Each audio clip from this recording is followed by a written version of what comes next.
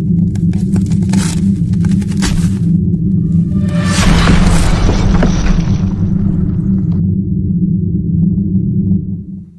guys, welcome to Fantasy Tipped. Max here with you for the waiver wire ads for week 8 of the fantasy season. Let's jump into the schedule right away. On Monday, we have 6 games, Tuesday 10 games, Wednesday 3 games, Thursday 14 games, Friday 2 games, Saturday 13 games, and Sunday 5 games. As for the best schedules this week, we have 12 teams that play 4 games. Only the Columbus Blue Jackets play on every single off nights this week. We also have Chicago, Florida, Nashville, Tampa Bay, and Vegas who all play on one off night. We have the Boston Bruins, the Buffalo Sabres, and the Colorado Avalanche, as well as the Washington Capitals that play 2 games on off nights. And finally, we have the Rangers and the San Jose Sharks who all play on 3 off nights this week. For the worst schedules, we have the Edmonton Oilers and the Los Angeles Kings who only play 2 games this week, unfortunately.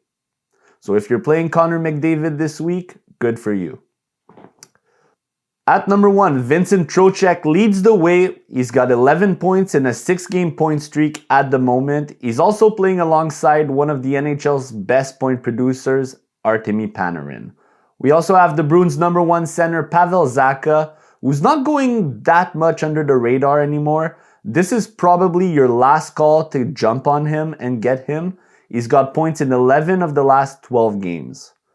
Johnny Gaudreau and Patrick Laine. There's a lot of players on this list that has a way better floor than both of these underperforming stars right now, but almost none have the ceiling that these two have. I think Patrick Laine is due for a big bounce back. He said he felt embarrassed about being healthy scratched last week. I know he's being dropped left and right, but I, on the other hand, am willing to buy low and test the waters with Patrick Laine. They still play top 6 minutes and they are both on PP1. With clinical players, they should get on the scoreboard more often than not, sooner than later. Of course, Boone Jenner centers the Columbus first line with Gaudreau and Marchenko. He is the Connor McDavid of peripherals, face-offs, shots, hits, blocks. I always go for Boone if the Jackets have 4 games and he's on the market. It's a no-brainer for me. Is there anything odder than the Nashville Predators first line right now? Minus Thomas Novak, the kids have been underwhelming and underachieving, but O'Reilly and Forsberg have been on a tear. 6 goals, 6 assists in the last 10 games for O'Reilly. Tom Wilson is on the second line in Washington. Good shots, good hits, PP2 usage. We also have Alexis Lafreniere, who has 7 goals on the season. He completes Trocheck and Panarin, which puts him in an amazing spot for points every game that he starts. We also have Thomas Hertl, who plays above 20 minutes a night. He also goes unnoticed most of the time, but he's been a part of 44% of the Sharks' total goals this season. He gets a little bit of everything, including a lot of power play time, and he's good value if your league don't count plus minus. You also have Nick Paul, as long as he plays top 6 minutes and top power play time with the Kucherov, Stamkos, and Braden Points of this world. He has a lot of value and is almost impossible to drop. We also have Charlie Coyle, who on paper, the Bruins don't look that menacing to me, but it's guys like Charlie Coyle that makes this team so hard to play against. Fantasy-wise, he's up to 15 points this season, and he is cemented as the Bruins' second-line center. I'm so happy for JJ Peterka. He's been absolutely incredible and consistent. I fell in love at the World Juniors 2020. I thought he was the best German player. I thought he was better than Stützle. I thought he was better than Bach. He was definitely better than Lucas Reichel at the time. I was really surprised to see him go in the second round instead of the first round. Good for the Buffalo Sabres. The 21-year-old is up to 14 points in 18 games this season. We also have Dylan Strome, who's back centering the first line with Alexander Ovechkin. They normally alternate centers, so keep an eye on daily faceoff to see if he's still up there by Monday. GVR has 2 goals, 6 assists, 8 points in the last 7 games. PP1 net front presence on the Bruins. He already is 1 goal away from half of his total from last year. Casey Middlestad is the second center in Buffalo, and at 25 years old, he is the veteran of his line. He's in the middle of Peterka and Benson right now. The plus side with Middlestad is that he centers the PP1 with Tage Thompson on IR. Sam Bennett is back and hasn't gotten his groove yet. He still plays with Matthew Tkachuk, and if your memory is halfway decent, you'll remember how they can pop up at any time. Expect the Bennett bounce back soon. It's a great time to buy low, in my opinion. And we also have Ryan Johansson, who's been really streaky. Boomer bust pick. First line on the power play with McKinnon, Rantanen, and Makar makes him a dangerous streamer. And Blake Wheeler was upgraded to the first line in New York. He plays with Zibanejad and Kreider. He's got 4 points in the last 6 games. Kirill Marchenko completes the first line in Columbus. Amazing shooter. Still developing and streaky, but he's a good stream for next week. And here's the guy I streamed for week 7 and gonna keep him for week 8. That is Gustav Nyquist. Top line in Nashville. Top power play with Philip Forsberg and Ryan O'Reilly. He's riding a 5-game point streak and he has 1 goal, 7 assists in the last 7 games. I have the entire Predators first line and so far so good. It's been a success story for the last couple weeks. Pointless in the last 9 games, that's TJ Oshie. He's still on the second line and he's still roaming on PP1. This guy's far too talented to remain this mediocre. And when you play on a top power play in Washington, the points have to be coming, right?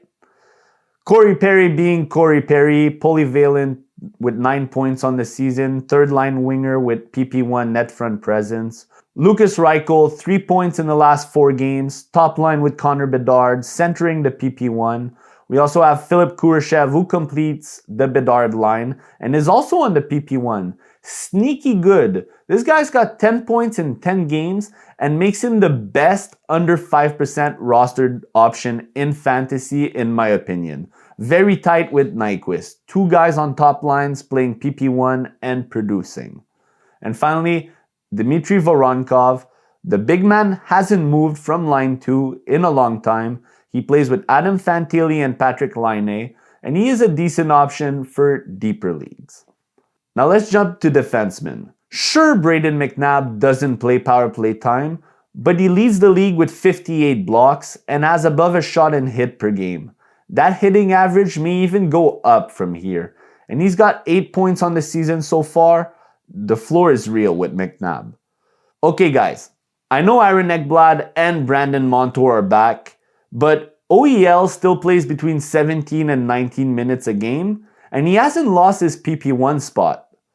For how long? I don't know. What I do know is if I stream OEL, it is not for his 5-on-5 play, it's for his power play usage. And as of right now, he is still on that dangerous Florida PP1. So while everybody's dropping and all the fantasy advice people are telling you to drop, I'm going to buy low on Ekman Larson momentarily. And when he loses that PP1 spot, that's when I will drop. Zach Werenski is probably one of the best options out there. PP1 defenseman, shot volume, decent blocks, 0.66 points per game. We also have Owen Power, PP2 defenseman, nothing flashy, kind of boomer bust. Eric Gustafsson being only 36% rostered is blasphemy right now. PP1 defenseman while Fox is out, 6-game point streak, 1 goal, 7 assists in the last 6 games. His percentage should definitely be closer to 50% by next week. Another boomer bust option, kind of like Johansson for the forwards, is Bowen Byram. Big talent, surrounded by phenomenal players on Colorado. He is the PP2 defenseman. And Ivan Provorov is now teaming up with Werenski on the PP1. He's got 11 points and 40 blocks on the season. Another guy that finally started off slow, but finally getting the results we want to see is Rasmus Sandin. He's got 4 assists in the last 6 games. And finally, since being traded to San Jose, Callan Addison is now the PP1 defenseman. And finally, Kevin Korchinski overlapped Seth Jones for now on the PP1, upping his value playing with guys like Connor Bedard. As for the goalies, Logan Thompson is the number one option this week. With Vegas playing 4 games, he's for sure going to see at least 2. Darcy Kemper is back from his hiatus. His rostered percentage should be back up in the next couple of days, couple of weeks. With Vasilevsky coming back real soon, it's time to suck out all the juice that Jonas Johansson has left in him. He hasn't been really good lately. He's given up 10 goals in the last 3 games, but guess what? He's won every single one of them. And Peter Mrazek has not given more than 3 goals since October 19th, but he's given 3 goals in 5 of his last 7 games. That is really good for a goalie on a Chicago team. If the goalie market is dry, Mrazek has game volume. And finally, Charlie Lindgren has won his 4 games while Kemper was out. He should start seeing a 1B role in Washington, in my opinion. I wouldn't be surprised to see him log at least 2 games during Week 8. Thank you guys for watching. If you like the content, click the like button, click the subscribe button, and we'll be back with more. Always a pleasure to be with you guys. Good luck, everybody.